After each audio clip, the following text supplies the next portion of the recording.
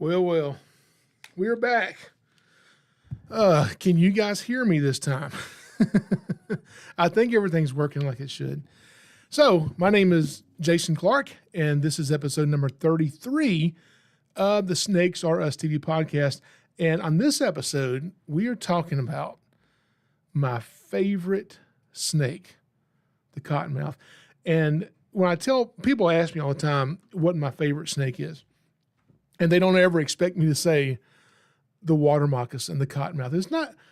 It's not a pretty snake, I'll tell you, okay? It's not pretty, but that's not, kind of like me, I'm not pretty, okay? But like me, it's very interesting and has some good stories to go along with it, okay? So I'm kind of like a cottonmouth.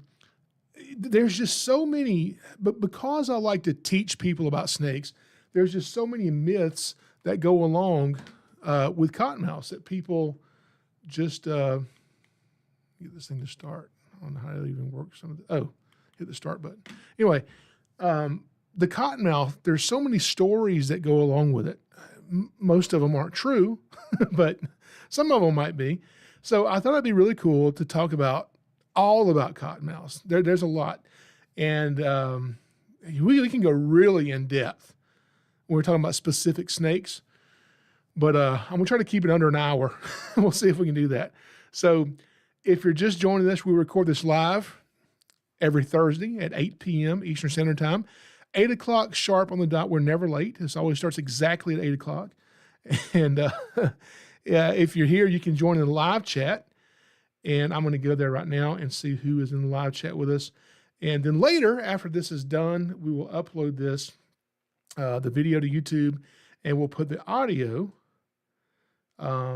everywhere you find podcasts. So that's the ways you can listen to it. Let me go to my YouTube here because I want to get on the live chat and see who all we have here tonight before we get into my favorite snake, the cottonmouth. So we've already got a few of you guys in here. Painted Rocks, Chris Taylor, Cheesy Cheetah, Ben Baker, Loving Lisa is back. Thank you guys for all being in here. Candy's Critters, Chocolate Cookies. Chocolate Cookies, if you don't know, is my mom. My daughter changed her username. She does not know how to change it back, so she is known as Chocolate Cookies. Jasper Fiend is also here, so thank you guys. I think that's everybody I see so far. I may have missed a couple of you. So thank y'all for being here. I enjoy getting in here every week, and y'all came back. So thank you. I dislike the water moccasin name, but Cheesy Cheetah says, I dislike the water moccasin name. Now, why do you dislike the name? Now, actually, this is a book, a big book right here, and this is all about the Achistrodon complex, and which is all about, copperheads, cottonmouths, D and Achistrodon. There's a bunch of Asian species and European species that are related to copperheads and cottonmouths. And this book, when it talks about cottonmouths, it actually encourages people not to use the term water moccasin because people attribute that also to harmless, non-venomous water snakes and end up killing them. Anyway, so water moccasin is kind of one of the slang terms, I guess you'd say, but probably the most popular one of the true name, what I like to call it anyway. I'm going to say it's the true name of cottonmouth, but it has a lot of names depending on where you live. And some of these names are pretty funny. Swamp lion, water pilot, stump-tailed moccasin, the black moccasin, the water rattlesnake, the mangrove rattler, the saltwater rattler, trapjaw. I've heard trapjaw growing up. The gaper, the water viper, and then, of course, we get to the water moccasin, which is the most common. But I prefer to call them cottonmouths. Now, when we talk about cottonmouths, a lot of people may not know this. Some of you might, but there are actually, in the United States anyway, we've got 3 different cottonmouths. Now, here in Georgia, where I live, we always say we have 6 venomous snakes. We've got the eastern diamondback rattlesnake, the timber rattlesnake, the pygmy rattlesnake, the coral snake, the copperhead, and the cottonmouth. So 6 venomous snakes. But recently, they came out with this thing is we actually have 7 venomous snakes. And the reason they're doing this is because we have 2 different kinds of cottonmouths here.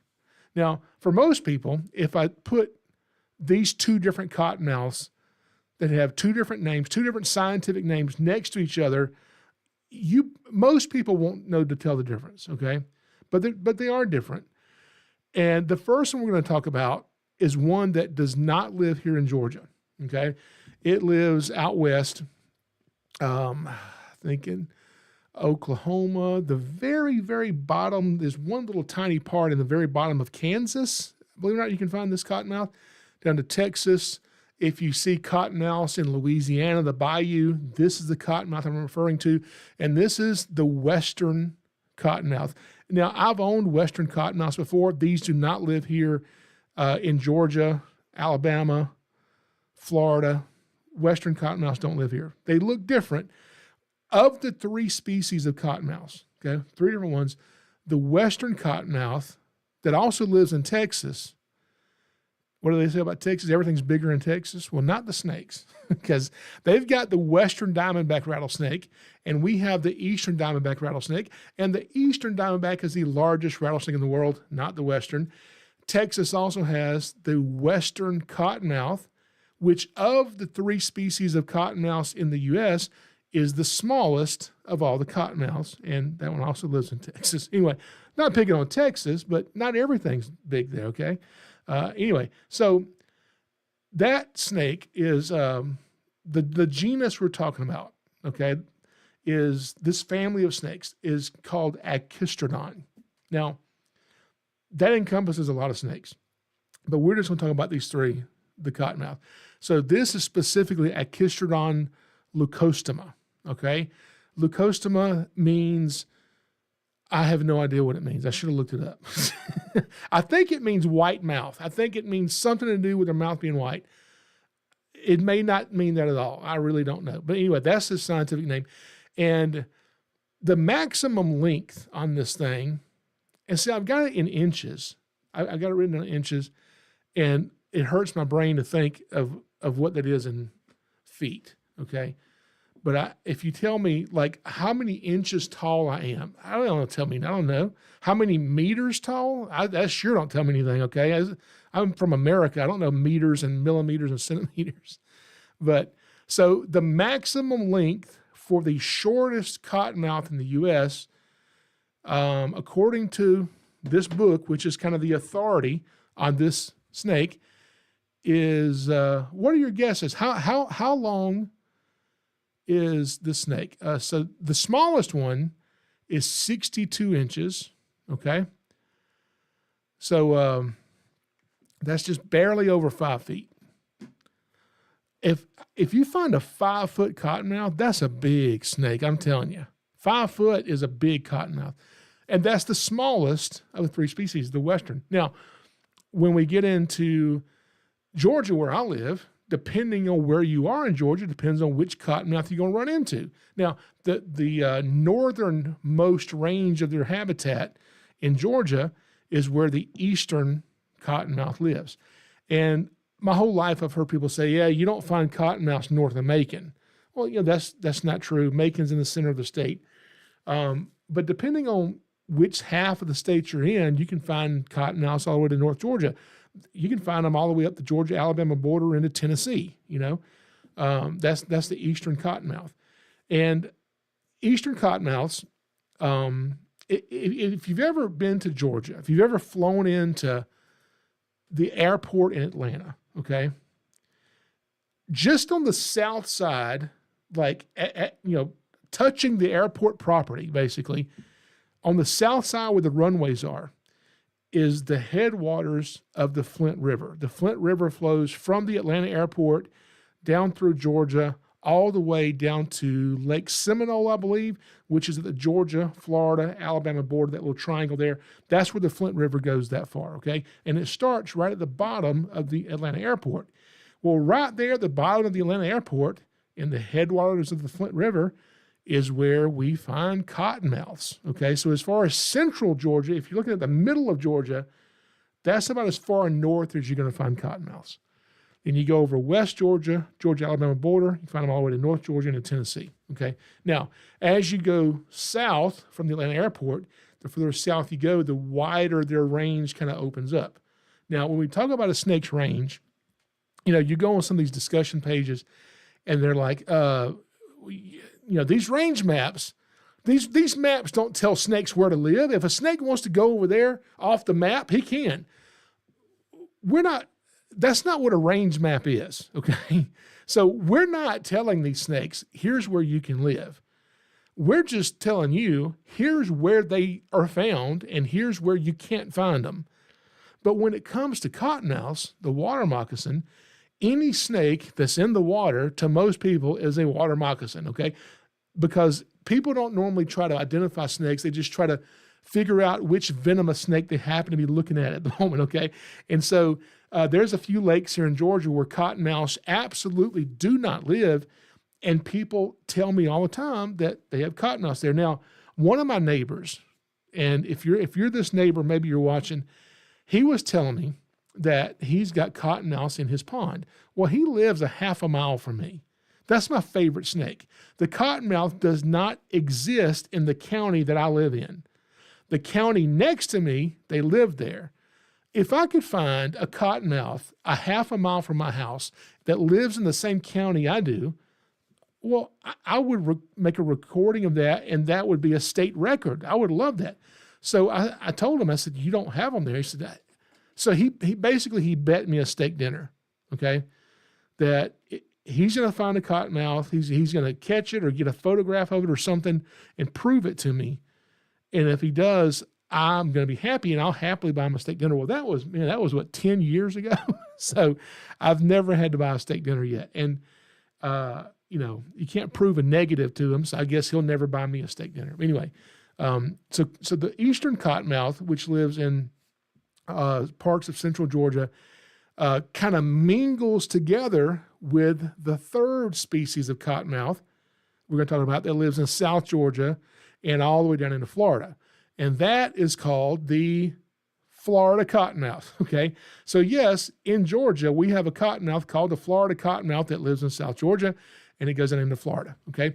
Now, the eastern cottonmouth, I don't believe it lives anywhere in Florida. By the time you get to Florida, you're in Florida cottonmouth territory. Now, the eastern cottonmouth is the second largest of the cottonmouths, okay? Now, does this mean you couldn't go out and find a bigger Florida cottonmouth? Because the Florida is the biggest cottonmouth, okay? But I don't know, because listen to these lengths, okay? The eastern cottonmouth, the maximum length. How long would you say? Because, okay, the smallest cottonmouth is the western cottonmouth, okay? That's the smallest one. That's Achistrodon leucostoma. Then you have the eastern cottonmouth, Achistrodon piscivorus. Piscivorus means hook-tooth fish eater. That's what piscivorus means. And then Achistrodon cananti, Florida cottonmouth, Achistrodon cananti. Cananti is after Roger Canant. That cottonmouth was named after him, basically, okay? So 74 inches is how long the longest cottonmouth on record is. The longest eastern cottonmouth is 74 inches even, okay? Just over 6 feet. I think that is 6 feet, isn't it? Is that 6? Yeah. So now, the Florida cottonmouth gets much bigger. How big would you guys guess? The biggest of the three cottonmouths. How big can this thing possibly be if the second largest one can get 74 inches? What is that? 6 foot 2 inches or something? Is that what 70? Somebody who knows how to do math. What is 74 inches in feet? Okay. Is that 6 feet 2? I don't know. Anyway, if the second largest can get 74 inches, how long is the biggest of the big? Well, it is 74 and a half inches. It is only a half inch longer than the eastern cottonmouth. That's the record anyway. Now, some people say, oh, I've seen cottonmouths 8 feet long.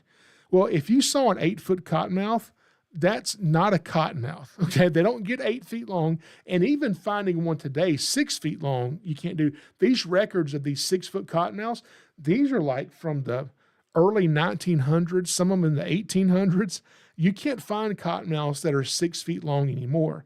Now, you can find pictures of people holding up cottonmouths on a hook away from their body toward the camera, and it makes it look like a 10-foot snake. It's really like a 3-foot snake. Okay, you can find that, but you're not going to find a 7-foot or 8-foot cottonmouth. All right. So most of the cottonmouths that I catch, Cheesy Cheetah says average 2 feet, I'd bet. And that's exactly what I would say. Most cottonmouths I catch are about 2 foot long. And that's both eastern cottonmouths, Florida cottonmouths, and also eastern Florida hybrid cottonmouths. Okay. About 2 foot. Yeah. Once you get into 3 foot, 3.5 feet, I mean, we can find them bigger than that, but I don't know if I've ever seen one much over 4 feet. Maybe I have 4.5 feet, but that's a big snake. Okay. So now we got the sizes out of the way. So, the biggest of the big, how big they can be. Now, one thing that we hear about cottonmouths all the time is what is it they say a cottonmouth will do? A cottonmouth, you don't have to go to him and get bit. He'll come over and bite you. The most aggressive snake there is, the cottonmouth, the water moccasin, they will chase you down and attack you. Now, of course, this is not true, right? Now, I don't know how well all snakes can see, how their vision is, but it is said that cottonmouths actually, as far as snakes go, have a pretty good vision, okay? And it's thought they can see movement, maybe not detail, maybe not accurate detail, but they can see movement up to at least, and maybe more, but at least 50 feet away. So that makes sense, because here's what happens. People are down on the bank of a river where cottonmouths live, and maybe they're fishing, and they've got their fish basket here with fish, and they're moving around, and they're splashing water. Well, the cottonmouth sees movement and sees the water splashing. It doesn't, necessarily hear any of this stuff like we do. And it may even see you standing there, but it doesn't know what you are as a person. You're a stump as far as this is concerned, but there's movement over here because it's looking at the bottom of the water, maybe where your feet are. And so the cottonmouth, curious, hoping he's going to find an easy meal, swims across the top of the water, across the river, coming right at you. And if you're a person who believes the myth that cottonmouths chase you, well, what are you going to do? Are you going to stand there and say, if this snake bites me, it's going to be bad. Let's see what happens. No, most people who don't know about snakes and don't like snakes will do one of two things. They'll either kill it or they'll get away and run before it gets to them. But either one they do, what does that person now have? They have a story of how they were chased by a snake. Nobody's going to change your mind. You weren't there to see it. They were there. They saw it happen. You can't tell me I didn't see the snake come at me. That's what they'll tell you. But what's really happening here? Okay. So what's really happening is these snakes are not aggressive. Okay. They're defensive, but they're also curious and looking for food. And I have now don't do this, okay, unless you're stupid, all right? But I have let cottonmouths that were coming at me, I've just let them go ahead and get me. And everyone that comes to get me never does anything. They crawl around my feet, crawl over my shoe, and keep on going, okay? Like I said, don't do that. But I've done this so many times that these snakes, they're not aggressive. And I'm gonna read a study in a minute that goes over all that, okay? Because it's pretty cool. Now, I want to show, oh God, I'm going to have to put these glasses on. I hate wearing I only wear these things when I'm not in public. I don't want to have to wear these on this podcast, but I can't see this little tiny writing. All right. So I just want to read a couple things out of this book that I thought was actually really cool. All right. So let me find in here, because I highlighted a bunch of stuff. I was reading this the other day, and I was just picking out some really cool stuff. They got range maps in here showing exactly which species of cottonmouth lives where. And, like this right here talks about, it says, because the cottonmouth is so often confused with non-venomous water snakes, claims of range extensions, occur with considerable frequency. But every time they go to investigate these cottonmouths that are outside their range, they're outside of where the map says they're supposed to be. Every time they go find them to verify it, the snake is never a cottonmouth. It's always a misidentified non-venomous water snake of some sort. Okay. Now, I think this was pretty cool. So now we all know king snakes will eat. I hate these. We all know king snakes will eat other snakes. Okay. And they don't just eat other snakes, they eat a lot of things, but snakes are one of the things that they'll eat. And cottonmouths, what do cottonmouths eat? Cottonmouths eat everything they can fit in their mouth. Anything and everything, a cottonmouth will pretty much eat it, okay? They are like the trash compactors or the garbage disposals of the snakes. I mean, they will eat anything. So when a king snake can eat a cottonmouth, but if the cottonmouth's big enough, he can probably eat the king snake. But they did this little study. I'm going to put these stupid glasses back on. They did this study where they had a cage that was empty, and it had a king snake in it. They take the king snake out, so it's an empty cage. And so the snake's scent is still in the cage. Then they put a cottonmouth in the cage, and this cottonmouth is in a cage with no king snake, but the scent of the king snake is there.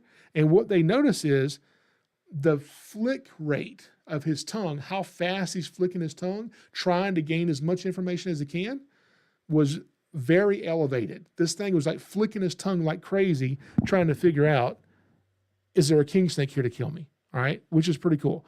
Then they put the cottonmouth into a different enclosure that did not have the scent of a king snake. And then they introduced a fake king snake with the same markings as a king snake, but it didn't have the scent of a king snake, and the cottonmouth didn't do anything, So it's not going by sight, it's going by smell. Then they put the cottonmouth in a different enclosure with no fake snake and no real snake, but they introduced cotton balls into the cage that were scented with the scent of a king snake. They just basically rubbed a king snake down with cotton balls and put cotton balls in the tank.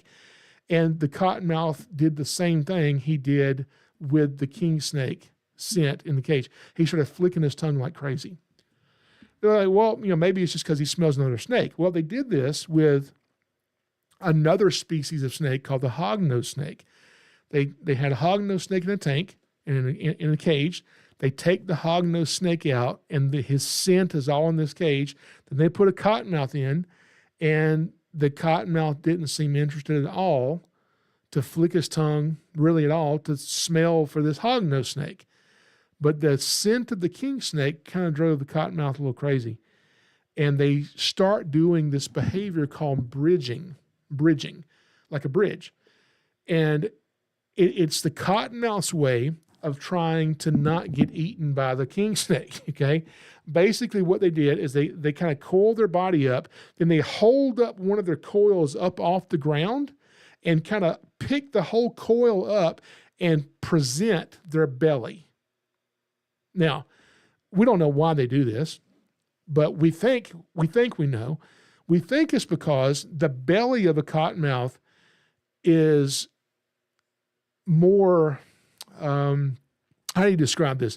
There's more distinction there. There's more detail there. There's more contrast, I guess, what I'm trying to say. And so there's lighter colors and darker colors. So unlike the drab appearance of the cottonmouth, which the adults don't have much patterning that you can really see a whole lot, the bottom does. And so it's thought that may be a warning to the king snake that, hey, I'm actually dangerous, kind of leave me alone. And also throwing that coil up, they kind of throw the coil out, almost like hitting at the king snake, okay? And that's supposed to scare the king snake off. And then they also do what king snakes and a lot of snakes do, is they'll spray musk. And they will empty the contents of their musk glands, and it's supposed to make them smell too bad to eat, and it usually works. But the cottonmouth has been known to be able to spray their musk up to 5 feet away. Okay, so which is pretty gross. It's pretty gross. Anyway, I just thought that was really cool that cottonmouths were doing that bridging behavior. Now, copperheads will do it too, but copperheads don't do the bridging behavior the same way that a cottonmouth does. He kind of does it a little bit differently. This even talks about residents of the Okefenokee Swamp here in Georgia. The Okefenokee Swamp is a national wildlife refuge. I want to say it's well over 500,000 acres, and it's an amazing place. And they talk about some of the residents and locals that live around the swamp refer to the baby cottonmouths as the green-tailed moccasin, and they believe that that's a separate species, which it's not. It's just a baby cottonmouth, okay? Now, down there in central South Georgia and most of Florida, except for the part of the Panhandle, you do not have copperheads, okay? You don't have copperheads down in central Florida, down there, and even the middle south part of Georgia, you don't have copperheads. You have cottonmouths. Now, a lot of people don't understand that copperheads and cottonmouths are very closely related, and a baby cottonmouth, if you don't look at them a lot, can resemble a baby copperhead, and both of them have that lime green or yellow tail as a baby. So a lot of people will find these little baby cottonmouths, and they misidentify them as copperheads, and then they said, these range maps are not right. Copperheads do live here, which, they don't, but people misidentify snakes. It's so funny. Even people who, I go to somebody's house and like, yeah, we got all these copperheads over here we keep finding. I'm like, how do you know it's a copperhead? Well, the guy cuts my grass. He knows a lot about snakes, and that's what he saw it and said that's what it was. And I'll go over there and it's like a brown snake, a DeKay's brown snake, and the guy says a baby copperhead. So even people who tell you they know they're snakes, a lot of times don't actually know what they're looking at. Now this, let's see here. What does this say? Yes, I highlighted so much stuff in here. I'm not going to read all this stuff. Now, this was interesting too, talking about the largest cottonmouths. There was a guy who, he was a researcher, and he kept a cottonmouth in captivity, and he did research on snakes, and he kept this snake for about 10 years in captivity, and he kept it at a constant 80 Fahrenheit. Pretty warm. That's 26.7 degrees Celsius. And he fed this cottonmouth every other day. Okay. I've never fed any snake every other day. He's feeding this snake every other day, a wide variety of food, everything from small rabbits, rats, mice, dead snakes, roadkill. He's feeding it roadkill. Okay. And it says this cottonmouth never refused a meal and ended up reaching 74 inches, which is, one more inch and it's going to break the record, 74 inches, but it weighed 23 pounds, a 23-pound cottonmouth. That is a snake that will not fit on my snake hook. I'll tell you what, 23 pounds. Wow. So, now I don't want to read all this stuff here, but I highlighted so much stuff just because I thought it was interesting to me, but I'm not going to read every bit that's in here. Now, I mentioned a while ago the cottonmouth's tail. It has that, like copperheads, they have that bright yellow-green tail, and they use that as a lure. They'll curl up in the leaves or something somewhere and stick the tail up, and they kind of start to wiggle the tail just right, and that attracts lizards, frogs, toads, things like that. And then those baby cottonmouths end up getting their first few meals that way, which is pretty cool. And pygmy rattlesnakes will also do that. Now, put these on, forget to take them off. I hate those things. So a couple more things I thought was really cool. There was a study done up in Kentucky, and in Kentucky, which cottonmouth is that going to be? Is that going to be the eastern or the western or maybe an integrate? I don't know which one it is. But they were going around the swamp studying cottonmouths, and not everywhere in the swamp, but certain areas of the swamp that the habitat and food source was like just right. What they found was some places that were right for cottonmouths had over 300 cottonmouths per acre. That's a lot of snakes of just one species. That's not even counting all the other species of snakes that live there too. Just cottonmouths, over 300 species, over 300 cottonmouths per acre. I want to go to that place. It tells where it is in this book. Maybe I need to go there one day. That was pretty cool. And we talk about the range of these snakes. Now, the range map we're talking about is like showing where in Georgia snakes live. Okay, that when we talk about a range map, it'll show they live in all of Florida, parts of Georgia, almost all of Alabama, maybe. So that's a range map. Now, as far as the home range of a snake, that's different. That's not what that means. The home range of a snake means this one individual snake, this one snake, this cottonmouth here, this one, how big of an area does this snake live in? Okay. He doesn't live in the whole state of Florida. He lives in one little area that's his little neighborhood. How big is that? Well, we know for copperheads, on average, it's about 10 acres, about 8 acres for females, about 12 acres for males, give or take. Well, according to this study, cottonmouths range are not even that big.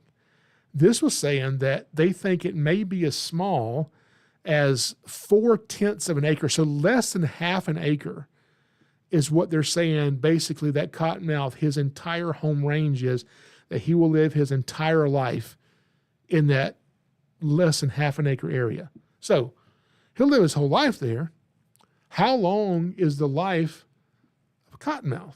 And this usually surprises people when I tell them how long some of these snakes can live. Most cottonmouths that we know of live somewhere in the neighborhood of 10 to 15 years. The longest lived cottonmouth on record is just a little over 21 years old.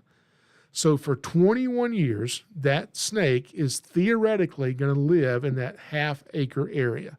Now, as the wet season comes and the water levels rise, I would imagine that half-acre area expands quite a bit, and these snakes are moving around more than we think they are. But then as it gets drier and these little water holes get more kind of, less water in them, and they don't have as many paths to swim around, I think it gets much smaller than even a half an acre probably. Okay. But these 21-year-old snakes, the females become able to breed at just 2.5 years old. Okay. Now, a lot of snakes, like timber rattlesnakes don't breed every year, because when a snake breeding and giving birth, that takes a lot out of them. Okay. Just like it would people. Okay. Anybody gets pregnant, it's going to take a lot out of you. And so most timber rattlesnakes don't breed every year, every other year, every 2 or 3 years maybe. Well, cottonmouths do that as well. They will usually, the females will get pregnant every other year. However, if they live in a place that's far enough south to where they can be active all year and don't have to go into brumation or hibernation, and they can be active all year, well, those females have been found to breed every year. And the reason for that is because, see, when they live further north and it gets cold, those cold months are having to go and like brumate and hibernate somewhere. Okay. Well, when they're in South Florida, for instance, and they can be active all year, when they're active in January and February, those cold months, they're still eating. And because they're still eating, they're increasing their body weight. And when they have that increased body weight, that allows them to be able to breed every single year. Okay. So where you have warmer weather, you have cottonmouths breeding a whole lot more.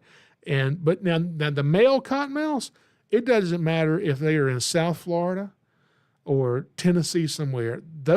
They breed every year. Okay, they don't want to miss anything. So the male cottonmouths don't ever miss a breeding season. The females skip them, and once the females do get pregnant, somewhere between 3.5 to 4 months in the wild. And for some reason, when you have a cottonmouth in captivity, I don't know why this is, but it can delay them giving birth for sometimes as long as another month.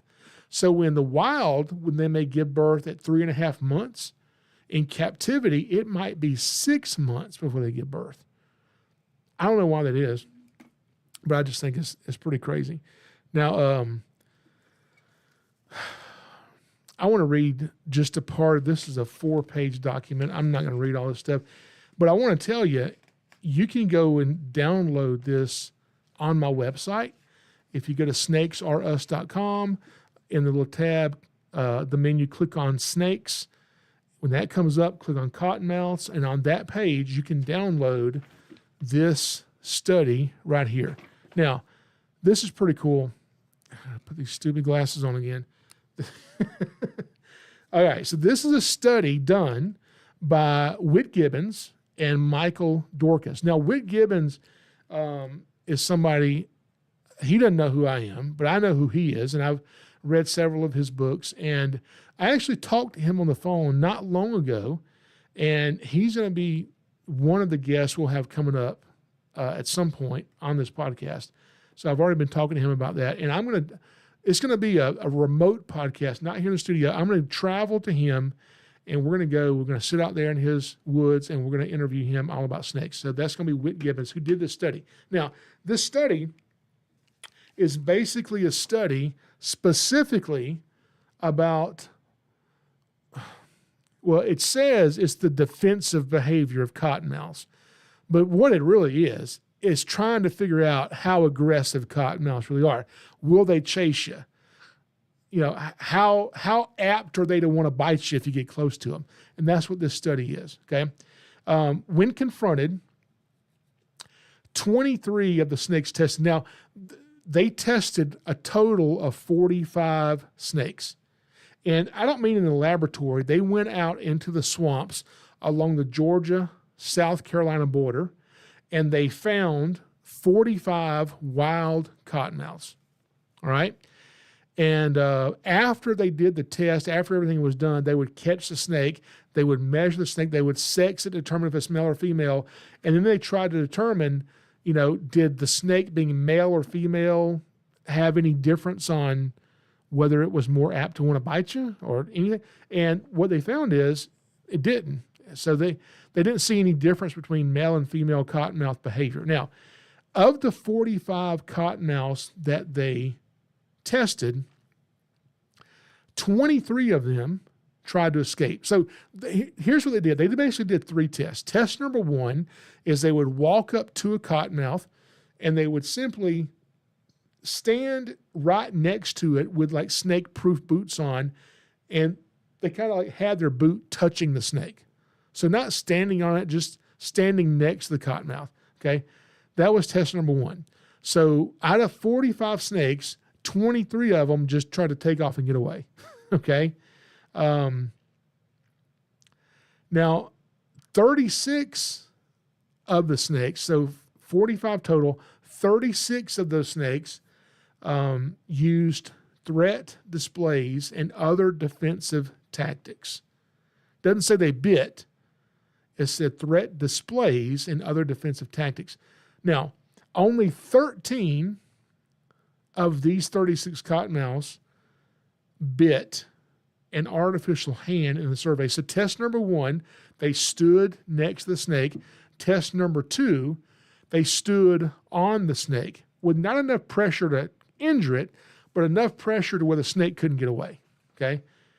And then test number 3, they basically picked the snake up with an artificial arm and kind of squeezed it a little bit. You know, not enough to hurt it, but enough to let it know that someone's got it, all right?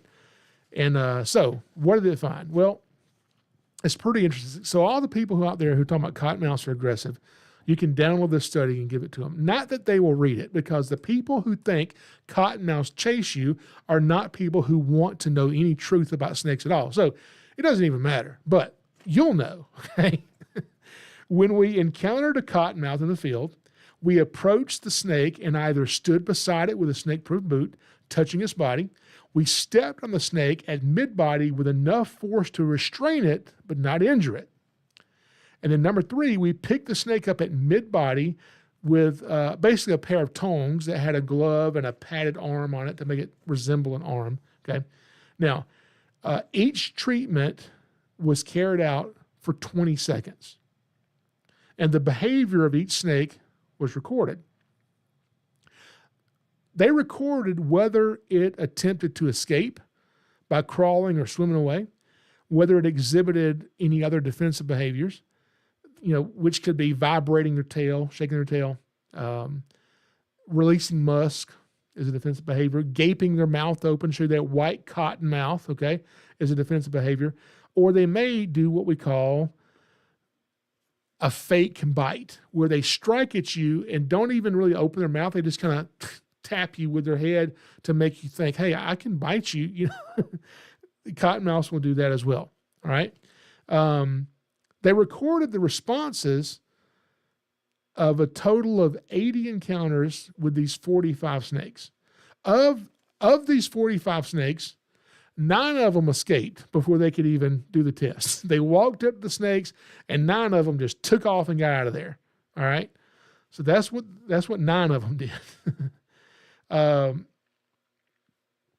No relationship, like I said, was observed among the behavioral responses of individuals and whether they were male or female. It didn't matter what size they were, and it didn't really matter what their body temperature was. So a smaller cottonmouth in this study did not really behave differently than an adult cottonmouth did, all right, which is interesting. You'd think the babies would be so much smaller and more, it's going to kill me because I'm so little. But this says it didn't. Of the 13 individual cottonmouths that we initially stood beside, 4 attempted to escape. 5 of them gave some sort of defensive display. And how many tried to bite? Of the snakes they stood next to, none of them tried to bite. One of them did a fake strike where it didn't actually do anything. It was just like, I could bite you, but I'm not going to. So none of them bit, standing next to it.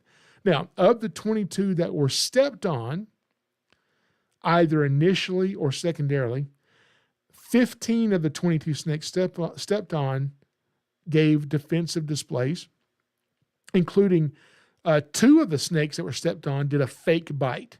They didn't actually bite. The snake is being stepped on, and it faked like it was going to bite, but didn't do it. 2 of them did that. Now, of the 36 individual snakes that they picked up with the artificial arm, only 13 of them bit the hand near the point of contact with the snake's body. So this arm picks up 36 individual cottonmouths, and out of 36, only 13 of them bit, okay? Now, that doesn't mean that you should go out there and pick up cottonmouths and you only get bit a third of the time. Don't do that. But that's kind of basically almost what happened here. They say in here, observations strongly support the contention of Pope in 1958, who said, snakes are first cowards, then bluffers, and last of all, warriors. All right, this is the last part of it. And then I want to talk really quick about snake, cottonmouth myths, and some folklore. Most venomous snake bites in the United States occur when someone picks up a snake or attempts to kill it. Of the 11 snakes in our study that were picked up but were not stepped on. Okay, so they didn't step on all the snakes. Some of the snakes, they just picked them up without stepping on them. Of those that were picked up and were not harassed before they were picked up, 11 snakes, one of them bit the glove. So they picked up 11 snakes, one of them bit the glove, all right? So, and this suggests that basically you harass the snake, you step beside it, you step on it, then you continue to harass it, you have a much higher chance of getting bit. And now, they're just kind of speculating and talking about the cottonmouth behavior and evolutionary behavior of why it would be a bad idea for a cottonmouth to come at you and chase you, just from the evolutionary standpoint. Engaging in a fight with a larger animal constitutes unnecessary exposure that could lead to injury or death for the snake. Even if an effective bite were delivered, the time to incapacitate an animal as large as a human would still permit time to injure or kill the snake, even though I don't consider myself an animal, a human. Okay. So even if the snake came over and bit you, its venom's not going to kill you quick enough to prevent you from killing the snake. The snake is still going to die, okay, if you kill it, if you're a snake killer. Therefore, once a snake perceives it has been detected and has no ready escape path, threats or other defensive displays designed to ward off an attacker are favored by natural selection over actual biting. So a cottonmouth deciding to bite you puts the snake in more danger than the snake pretending to bite you and trying to scare you off. The smartest thing a snake's going to do is not going to bite you, but just make you think it's dangerous, even if it is dangerous, so you'll leave it alone. In the current study, little or no evidence of venom was present on the glove following most of the bite. So even when the snakes did bite the glove, there was little or no evidence of any venom that was injected. So that's on my website if you want to read that. I think that's pretty cool. Now, the last thing I want to get into is some stories I always heard growing up. And I bet some of these stories you've probably heard yourself. They're pretty common. Before I do that, let me go over to the chat. We have a lot of people in here talking, and I'm not about to go. I do go back and read all of this stuff later, but I can't read all this stuff while we're recording this podcast. Let's see. I'm just going to skim through some here. Mike Lockhart is here. Thank you for joining us, Mike. Who else is in here? I'm just reading some of y'all's comments real quick before we get to these myths, okay? Trying to see if y'all have anything worth reading. I don't see much. Y'all ain't saying much good stuff in here. Candy's Critter says Snake Road bucket list. Yeah, this book actually talks about Snake Road, and I haven't had a chance to go there yet. Snake Road is in, if I say where it is, I'm going to say the wrong thing. That's not where it is. I want to say it's in southern Illinois. Is that where Snake Road is? Southern Illinois? And it's a road that has these limestone bluffs on one side and like a lower lowland swampy area on the other side. And so cottonmouths, as well as other snakes, but a lot of cottonmouths will go and they cross the road, which some of them travel a half a mile or more, okay? Half a mile or more.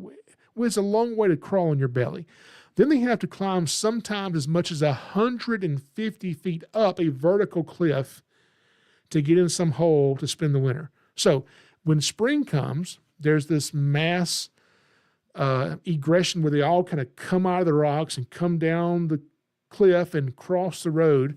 So every year in the springtime, they close the road. You can't drive down it. You can walk down it. You can't drive down it. And then in the fall, when the snakes are coming, from wherever they're hanging out back to their winter den, they close it again. So it's a good place to go and see these, and that would be a cool place to go. Trinity Murray, you are late, but not too late. Glad that you are here, Trinity. All right, so let me get into Christian Beasley is in here. It says, I'm in Georgia and never have came across a venomous snake in North Georgia. And I mean, people call me all the time and they'll be like, hey, listen, I'm moving to Georgia and I hear that you guys have a lot of snakes there. Is that true? And I'm like, listen, yes, it's true. Okay. But however, it doesn't mean that you're just walking around, there's snakes everywhere. There's a lot of people that live in Georgia, even people who spend times outdoor, even in the woods. And some of these people never see snakes. It does not mean there's not snakes right very close to you. It's just most of the snakes that are near you when you're outside, you never see, because the safest thing for a snake is to move as little as it can and to never be seen by you. The safest thing a snake can do is those two things. Okay.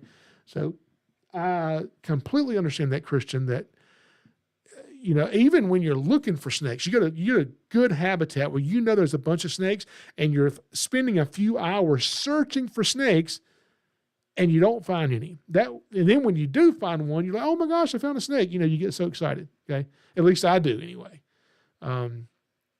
So one of the myths, stories, lies that I've heard about snakes is this.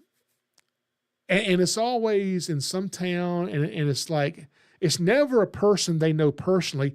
It's always their friend or their cousin or their uncle's friend's cousin, somebody that they can't verify and don't know the name of the person. Okay? And it's always, depending on where you live, the most popular lake that you live near, that's where it happened at. And some of you know what I'm talking about. The story goes, my aunt's, uncle's, cousin's, nephew's friend was water skiing in such and such popular lake where everybody likes to water ski, and there were some water moccasins up there, and it was breeding season, and these snakes are getting this big, massive ball of snakes, and it's a mating ball of snakes, and they're just like balled up out there, and they're floating in the middle of the lake, and my friend got slung into them and, let go of the rope and landed in this ball of cottonmouths and got over 50, 75 bites. Some stories say the person died. Some say they survived it. Now, is this true? Well, 100% it is not true, okay? Cottonmouths don't get into a mating ball. That's not even what they do. Now, Nerodia, your non-venomous water snakes, here's what they do, okay? If I go and find a 6-foot cottonmouth, I can probably guess, and I may not be right, but I'm probably right, that's a male. Because typically, copperheads and cottonmouths, the males get bigger than the females. Now, when we talk about non-venomous, harmless water snakes, it's the opposite. The females are much larger than the males. Okay? And that's kind of because those snakes have live birth and they keep those snakes in their body the whole time. And what helps them have their body temperature elevated is to be big, okay? I'm big, I sweat a lot, okay? My body temperature is elevated, okay? I'm like a female water snake, I guess. Anyway, the bigger the snake, the warmer it can be, the more heat it can absorb to help incubate those babies inside the body. Now, your cottonmouth and your copperhead, the embryo are growing inside them, but, they end up, having their babies, and they don't come out the same way that non-venomous water snakes do. They're more of this little embryonic clear sac that comes out. But these non-venomous water snakes, the babies just kind of flood out. It's crazy. Now, here's the thing. When this female water snake that's non-venomous, she's bigger than the males, she is ready to breed. She releases a pheromone, a scent that says, hey guys, now's the time, now or never. Well, all these male snakes flicking that tongue pick up on the scent and, beating it over there to trying to get to this female snake as quick as they can to be the one to breed and pass on their DNA. But a lot of snakes get there at the same time. So you can very easily see one big, thick water snake with 2, 3, 4, 5, 6, 10, a dozen non-venomous males that are much smaller on top of it, trying to knock the other ones out of the way, trying to breed with a female. And so they're all kind of just, they're not in a ball. They're just kind of laying here, just all writhing together, trying to be the one to breed with a female.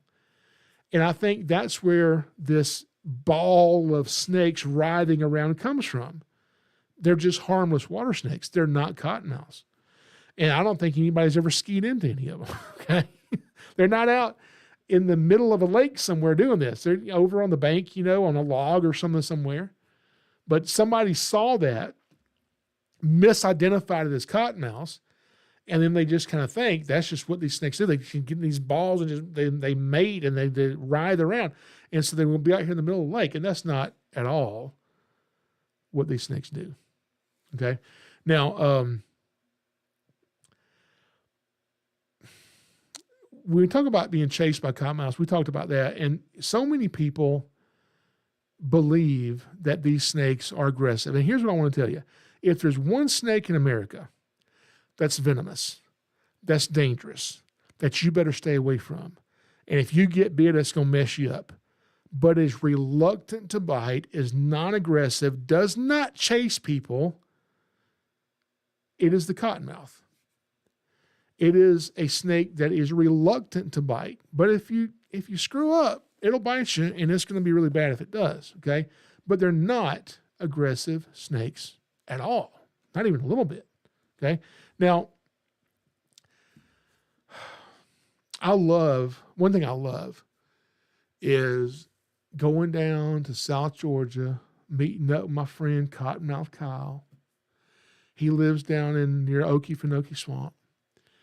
I've known Kyle for 25 years, something like that. And we've been snake hunting together for that whole time. Every year we go down and go looking for cottonmouths, trying to see how many cottonmouths we can find. Our record is like 40 in one night. We could have found more than 40, but we kind of got tired. We're hungry, so we left. But I'd like to go where they had the 300 cottonmouths per acre. That's where I want to go. But I love going down there and getting out just in the middle of nowhere. You can't hear any traffic. You don't have any airplanes flying over with noise. It's just really quiet. If you get bit, you're kind of messed up because you're in the middle of nowhere. So, yeah, that's the bad part. But it's so peaceful if you're not getting bit by venomous snakes. And you're out there, and I'm going to go see my favorite snake, the cottonmouth. And I love that because you see a cottonmouth over there, and you kind of, it's enjoying his life, living in the swamp until you walk over to it. And then what does it do? It throws that mouth open. Now, here's the thing. The cottonmouth throws the mouth open, and the inside of its mouth is white, all right? So let me ask you a question. Now, I know this is not true for everywhere in the world, but here, where cottonmouths live, pretty much wherever cottonmouths live, what is a snake that if it gets scared, it'll kind of rear back like this, stand up, open its mouth, and show you its white mouth? What snake is that? Could be a rat snake, because rat snakes will do it. Rat snakes will stand up, open the mouth, show the inside, and it looks white, like a cottonmouth. So cottonmouths don't have the monopoly on a white mouth. They're just one of the snakes that do it, and the most famous one that does it. Now, what is it about the color white that's supposed to scare me away? Am I supposed to be scared of white? What other thing in nature is white that scares me away? Well, I know white-tailed deer have that white tail, and they keep it folded down. But when they raise that white tail up, it exposes all that white fur. That's a warning to all the other deer. I just heard something, or I just saw something over there. Pay attention so we don't die, okay? That's a warning to the other deer, that white tail. Now, the white mouth, here's why it's supposed to be a warning. What color is an adult cottonmouth? Typically, black, dark brown, like an olive color. They're basically the same color as the mud they're sitting in, the same color as the water they're swimming in, the same color as the log they're laying on, okay? So if you're an animal, you're a raccoon or a fox, you're walking along and you only see in black and white, and you got your nose to the ground trying to find some food, and you come upon a cottonmouth. And it all blends together because you don't see in full color like we do. Not that we see in full color either, but see better than they do as far as color goes. That cottonmouth flashes. He doesn't just open his mouth. He snaps his mouth open and throws his head back. And if you sit there long enough, he'll close his mouth again and snap it open again. And all this is the white is a contrast to the brown leaves, the brown mud, and the brown log, and the brown water, and the brown snake. You can see it. And it says, hey, you may not even know what I am, but you need to really pay attention because I can hurt you. Okay? I can hurt you. Leave me alone. That's why it's cottonmouth. Now, one thing, John McKibney Jr. just asked, Jason, how can you tell if it's a cottonmouth? Okay? If you want to identify snakes, here's what I would recommend. I would recommend choosing one venomous snake. Let's start with the cottonmouth. Go onto Google and Google cottonmouths and look at 200 pictures of cottonmouths. Then, when you see some other snake, you may not know what it is, but you'll know whether it's a cottonmouth or not, okay? And then go through your snakes like that. Now, cottonmouths wear what I like to call the mask of Zorro. Now, Zorro was an old show when I was a kid, okay? It was already... But I remember seeing reruns of Zorro, and he wore this little mask across his eyes, okay? Kind of like a raccoon mask almost. And cottonmouths kind of have that Zorro or mask across their eye. And they're the only water snake that has that. Now, your harmless, non-venomous water snakes, if you look at them, they have a lot of vertical stripes that go around their mouth from one side to the other, these vertical stripes that are kind of in between each scale. Cottonmouth doesn't have it like those do. It's very prominent in these water snakes. So look at those two things. They're pretty easy to tell which is which once you kind of know what to look for, okay? Now, that's why a cottonmouth's mouth is white. Now, so you're out there, you're in the swamp, you're walking along, and you find the cottonmouth.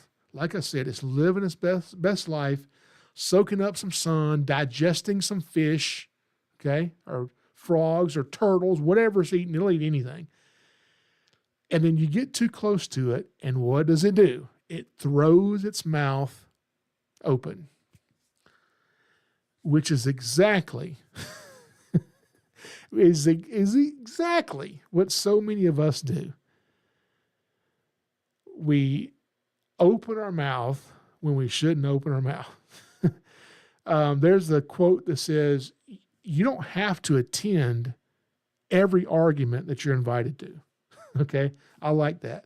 And this is a good Bible scripture to go along with it, really short. Proverbs 17:28. It says, even fools are thought to be wise when they keep silent. With their mouths shut, they seem intelligent. So if you're not smart, okay, if you're not smart, shut up. That's basically what we're saying. Don't jump into everything. Listen more than you speak, all right? As I'm sitting here saying this, doing a podcast, I'm the only one talking. Okay, anyway, guys, thank y'all for joining me for episode number 33 of the SnakesAreUsTV Podcast. I am Jason Clark. I'll be back with you guys next week for episode number 34. In the meantime, make sure you remember one very, very important thing. Jesus loves you, and so do I. And I hope you guys have a wonderful day. See you next time.